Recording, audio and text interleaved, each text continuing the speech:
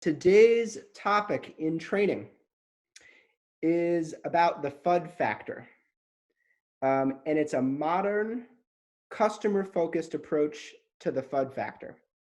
The FUD factor is something that has been around in sales for quite some time and unfortunately has been used in not so great ways. And that stands for fear, uncertainty, and doubt. And we're going to talk about today how you can be coming to terms with your buyer's fear, uncertainty, and doubt, especially now since things are so crazy, and be using that to be consultative and helpful rather than dishonest or manipulative, which is unfortunately how it's often been used in the past.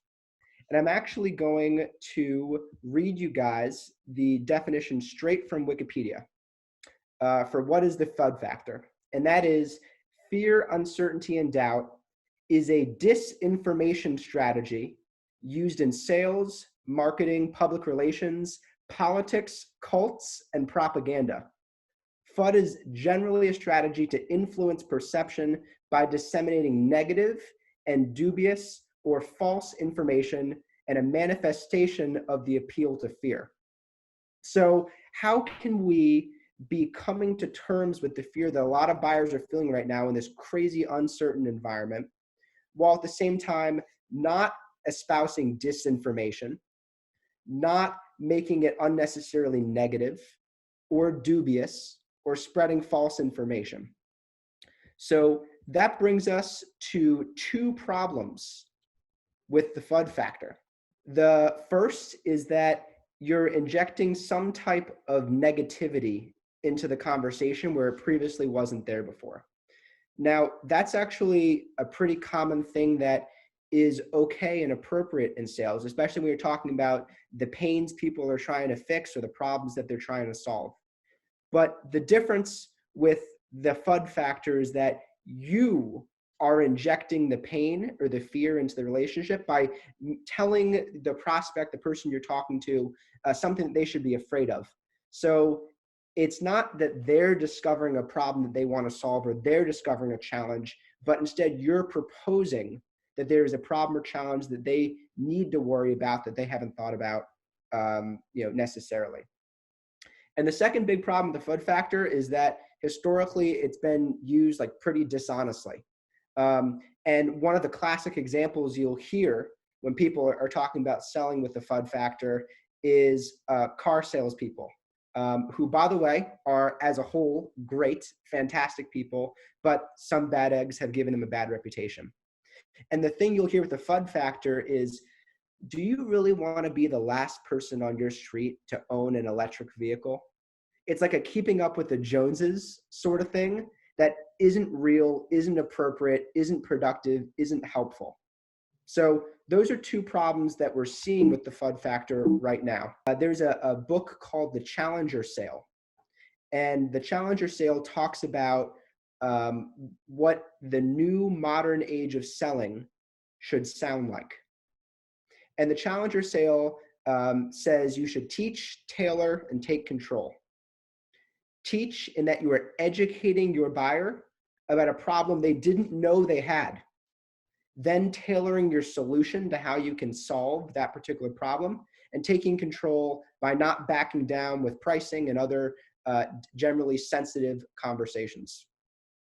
And one of the things that Challenger Sale found is that one of the things that buyers like the most, when they say, I had a great sales rep, that person was super helpful, I'm so glad I met them, that one of the number one things that you can do is make your buyer aware of roadblocks.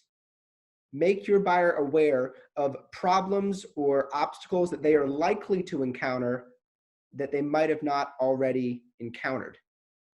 So we're seeing that some of the books and modern selling principles that are out there can take some of the old school stuff that was not used so honestly and put a really positive spin on it.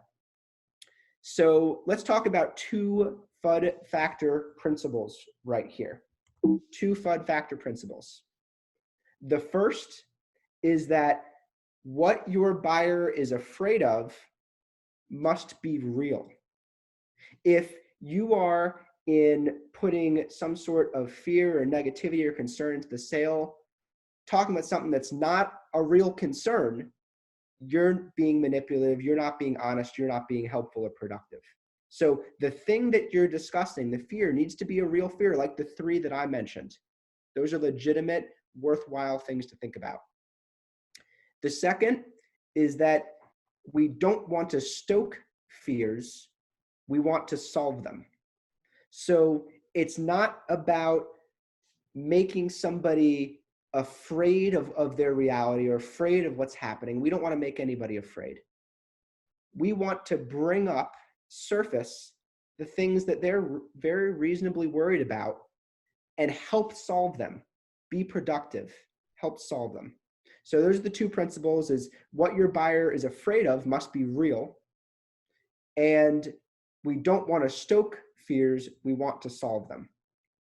Well, there's 3 very quick things that we can do in order to make sure that that actually happens.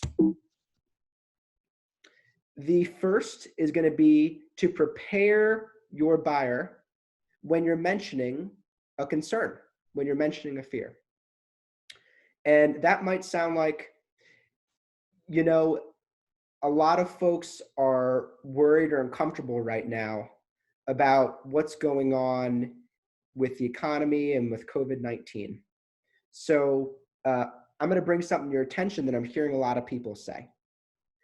When you prepare your buyer that you're about to deliver some news that isn't going to feel the best, that lets them know, reminds them that you guys are on the same side, you're being reasonable and rational, and that you're doing this in order to create a positive effect for them and their organizations. The first is you need to prepare them.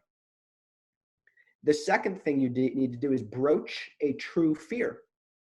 So that actually implies that if you have not worked with your marketing team yet, or you haven't worked with your sales development team, or you haven't talked to enough customers, it's important to know your buyer's fears. It's important to know the things that they think could hurt their business or be a big risk to them hitting the goals that they want to hit. And the second strategy there is that you want to broach the fear. One of the really great ways to do that is to say, a lot of people I speak with are telling me XYZ. So if I were to sell to myself, if you will, I'd say a lot of people I speak with are telling me that it's harder to predict your organization's revenue than it's ever been before. And that because it's so hard to predict your revenue, it's hard to predict how you should manage your cash. And they're telling me that they're worried that if they misforecast or mispredict, they're going to end up in a sticky situation. That could be something that you guys are going to face. So tell me XYZ, and you can ask a question in order to better understand their situation. But you want to broach the fear, and one of the great ways to do that is say, a lot of people I speak with are telling me XYZ. The third thing is, in order for this to be productive and useful, you need to explain how you're actually going to solve it. So you don't want to broach that first fear unless you have a really good cash management, revenue tracking integrated tool or something like that that you can use to actually help with that fear. And if you can, then you are proactively and consultatively giving your buyer something that they might have not even thought of. So you want to broach a true fear and then explain how you solve it.